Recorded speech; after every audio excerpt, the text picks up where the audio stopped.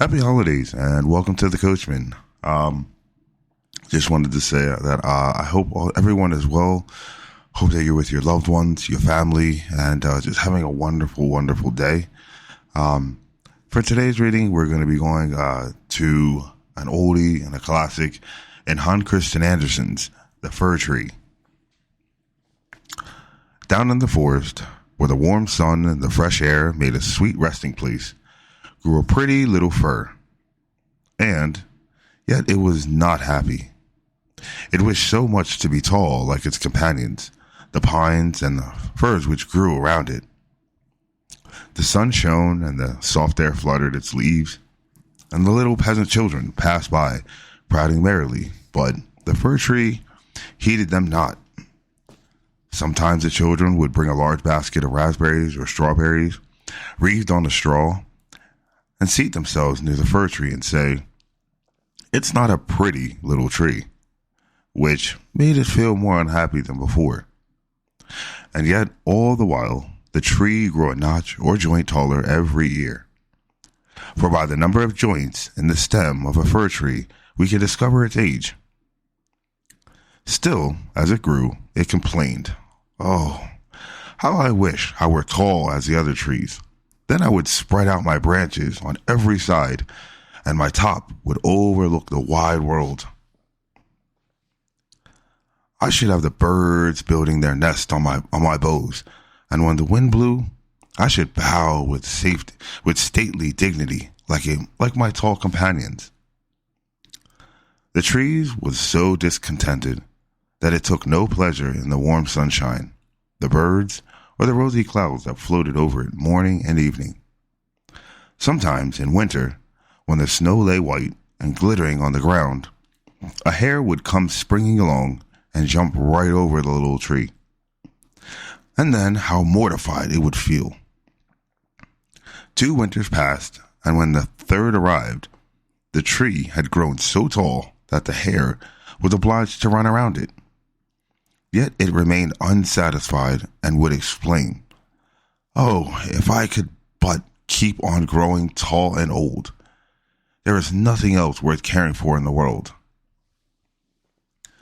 In the autumn, as usual, the woodcutters came and cut down several of the tallest trees, and the young fir tree, which was now grown to its full height, shuddered as the noble trees fell to the earth with a crash.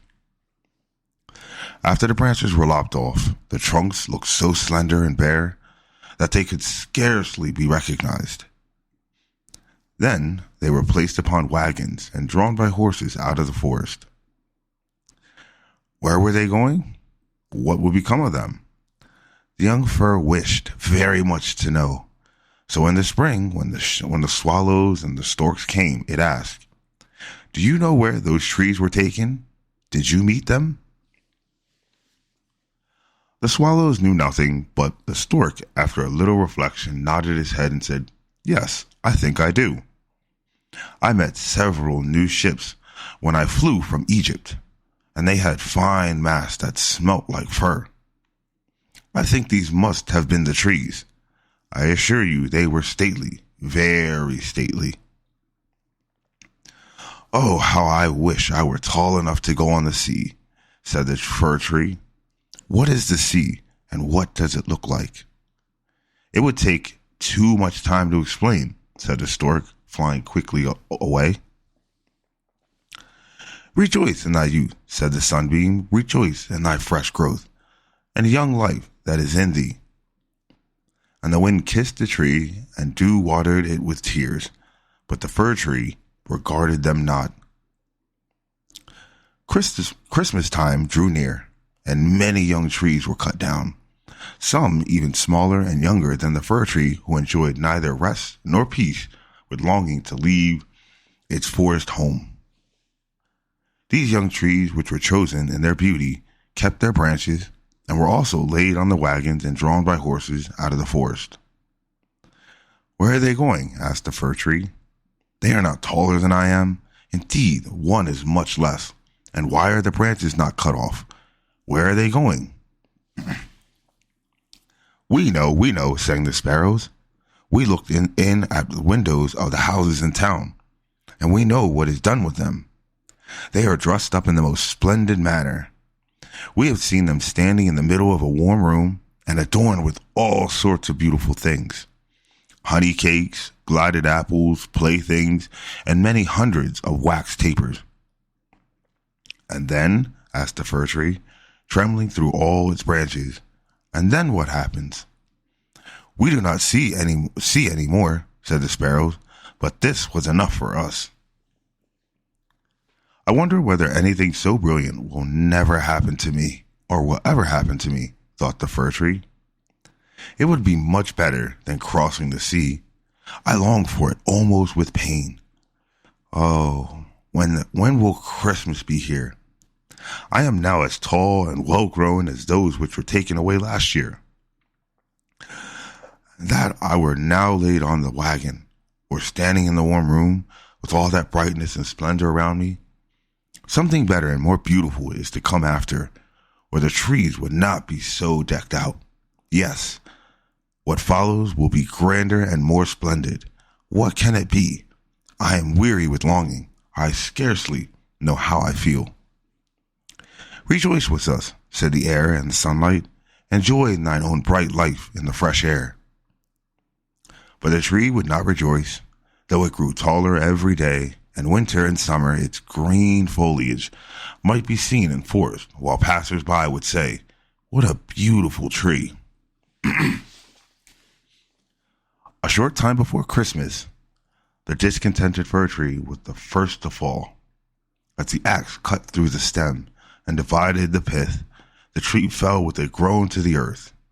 Conscious of pain and faintness, and forgetting all its anticipations of happiness and sorrow at leaving its home in the forest, it knew that it should never again see its dear old companions, the trees, nor the little bushes and many-colored flowers that had grown by its side. Perhaps not even the birds. Neither was the journey at all pleasant. The tree first recovered itself while being unpacked in the courtyard of a house with several other trees, and it heard a man say, "We only want one, and this is the prettiest." Then came two servants in grand livery, and carried the fir tree into a large and beautiful apartment. On the wall hung pictures, and near the great stove stood great china vases with lions on the lids. There were rocking chairs, silking sofas, large tables covered with pictures, books, and playthings, worth a great deal of money. At least, the chosen said so. Then the fir tree was placed in a large tub full of sand, but green baize hung all around it, so that no one could see it was a tub. And it stood on a very handsome carpet. How the fir tree trembled! What was going to happen to him now? Some young ladies came, and the servants helped them to adorn the tree. On one branch they hung little bags cut out of colored paper, and each bag was filled with little sweetmeats. From other branches hung gilded apples and walnuts, as if they have grown there, and above and all around were hundreds of red, blue, and white tapers, which were fastened on the branches. Dolls, exactly like real babies, were placed under the green leaves. The tree had never seen such things before, and at the very top was fastened a glittering star made of tinsel. Oh, it was beautiful. This evening, they all exclaimed, "How bright it will be!" Oh, that the evening were coming, thought the tree, and the tapers lighted. Then I shall know what else is going to happen. Will the trees of the forest come to see me? I wonder if the sparrows will peep at the window as they fly. Shall I grow faster here and keep on all these ornaments summer and winter? But guessing was very little use. It made his bark ache, and this pain is as bad for a slender fir tree as headache is for us. At last the tapers were lighted, and then what a glistening blaze of light the trees presented. It trembled so with joy in all its branches that one of the candles fell among the green leaves and burnt some of them, "Help, help!" exclaimed the young ladies. But there was no danger, for they quickly extinguished the fire. After this, the tree tried not to tremble at all, though the fire frightened him. He was so anxious not to hurt any of the beautiful ornaments, even while their brilliancy dazzled him. And now the folding doors were thrown open, and a troop of children rushed in as they intended to upset the tree. They were followed more silently by their elders. For a moment, the little ones stood silently with astonishment, and they shouted for joy till the room rang, and they danced merrily around the tree, while one present after another was taken from it. What are they doing? What will happen next? Thought the fir. At last, the candles burnt down to the branches and were put out. Then the children received permission to plunder the tree. Oh, how they rushed upon it, till the branches cracked, and had it not been fastened with the glistening star to the ceiling, it must have been thrown down.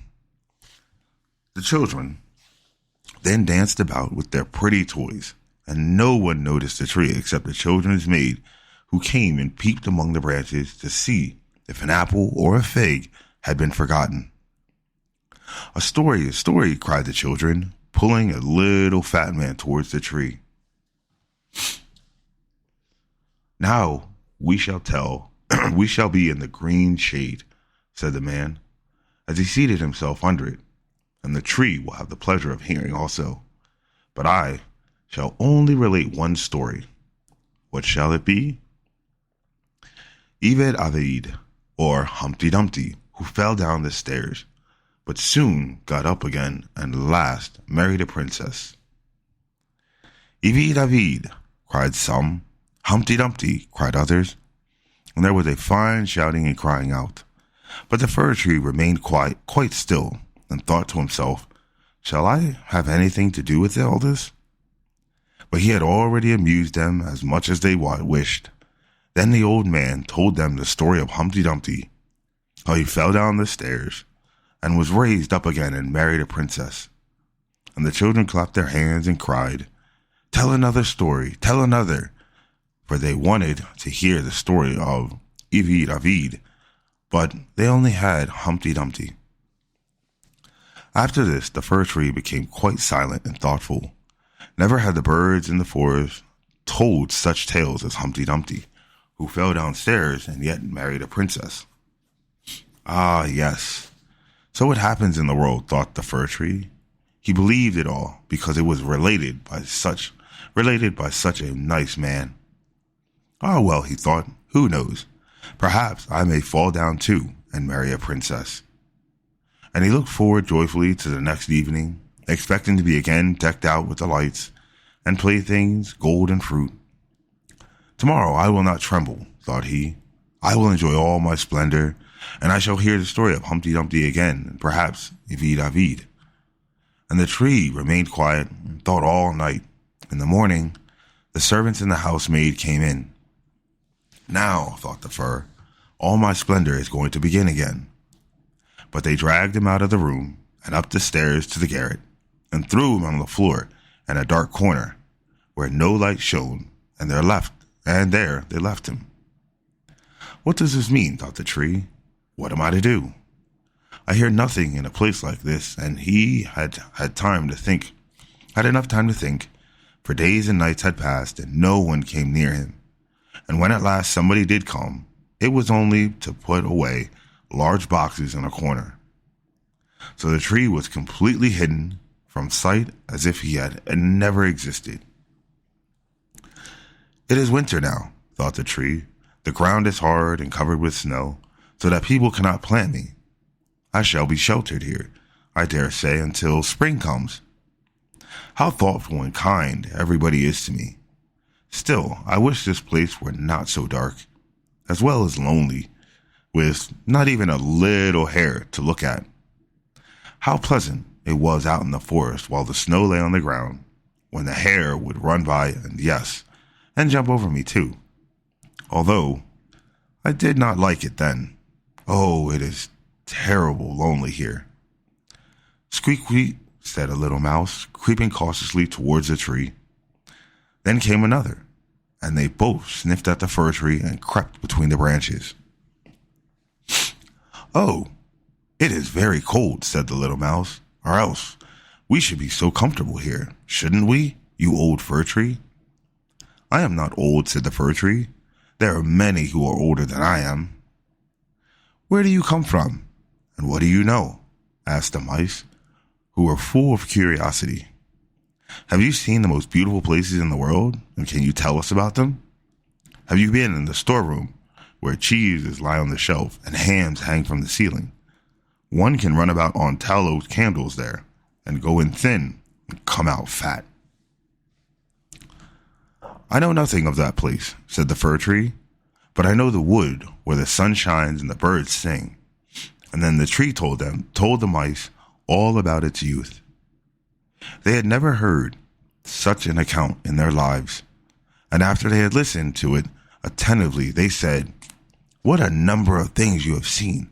You must have been very happy." "Happy!" exclaimed the fir tree, and then as he reflected upon what he had been telling them, he said, "Ah, yes, after all those were happy days." But when he went on and related all about Christmas Eve, and how he had been dressed up with cakes and lights, the mice said, "How happy you must have been, you old fir tree." "I am not old at all," replied the tree. "I only came from the forest this winter. I am now checked in my growth." "What splendid stories you can relate," said the little mice.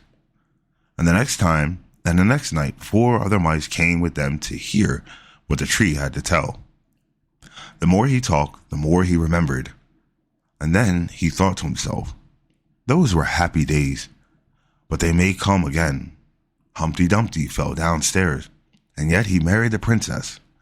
Perhaps I may marry a princess too." And the fir tree thought of the pretty little birch tree that grew in the forest, which was to him a real beautiful princess. "Who is Humpty Dumpty?" asked the little mice. And then the tree related the whole story. He could remember every single word, and the little mice were so delighted with it that they were ready to jump to the top of the tree. The next night, a great many more mice made their appearance, and on Sunday, 2 rats came with them. But they said it was not a pretty story at all, and the little mice were very sorry, for it made them also think of less of it. Do you know only one story?" asked the rats. "Only one," replied the first story. "I heard it on the happiest evening of my life. Did I not know I was so happy at the time?"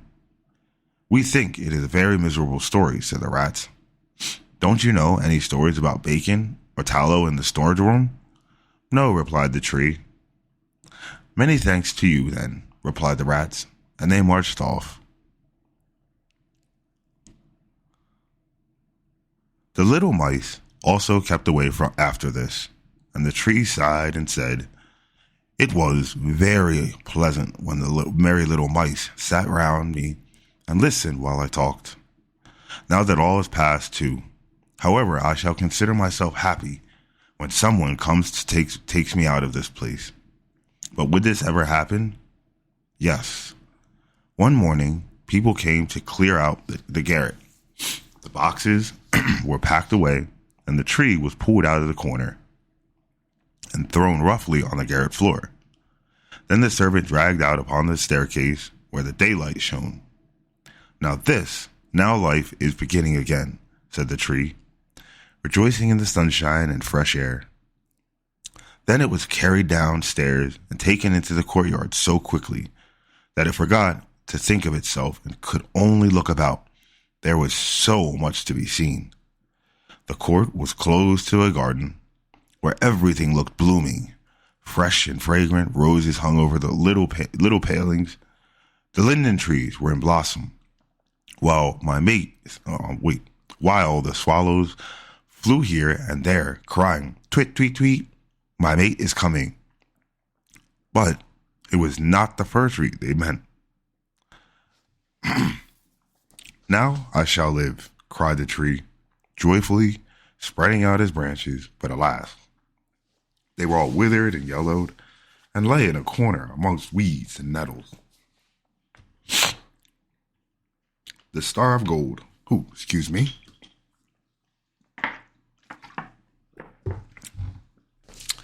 Throat got me. Here we go. Ooh. Caught me. The Star of Gold paper still stuck in the top of the tree, and it glittered in the sunshine. In the same courtyard, two of the merry children were playing who had danced around the tree at the Christmas time and had been so happy. The youngest saw the gilded star and ran and pulled it off the tree. "Look what is sticking into the ugly old fir tree," said the child, treading on the branches till they cracked under his boots. And the tree was all the fresh, bright flowers in the garden, and then looked at itself and wished it had remained in a dark corner of the garret. It thought of its fresh youth in the forest, of the merry Christmas evening, and of the little mice who had listened to the story of Humpty Dumpty. "Past, past," said the old tree. "Oh, had I but enjoyed myself while I have been done so. But now it's too late." Then a lad came and chopped the tree into small pieces, till a large bundle lay in a heap of ground. The pieces were placed in a fire under the copper, and they quickly blazed up brightly, while the tree sighed so deeply that each sign was like a pistol shot. Then the children who were at play came and seated themselves in front of the fire and looked at it and cried, "Pop, pop!" But at each pop, which was a deep sigh, the tree was thinking of a summer day in the forest and a Christmas evening, and of Humpty Dumpty, the only story it had ever heard or knew how to relate, till at last it was consumed. The boy still played in the garden, and the youngest wore the golden star on its breast, with which the tree had been adorned during the happiest evening of its existence. Now all was past. The tree's life was past, and the story also, for all stories must come to an end at last. Thank you very much for joining, and I wish you all a happy holidays to you and your loved ones. Until next time, take care.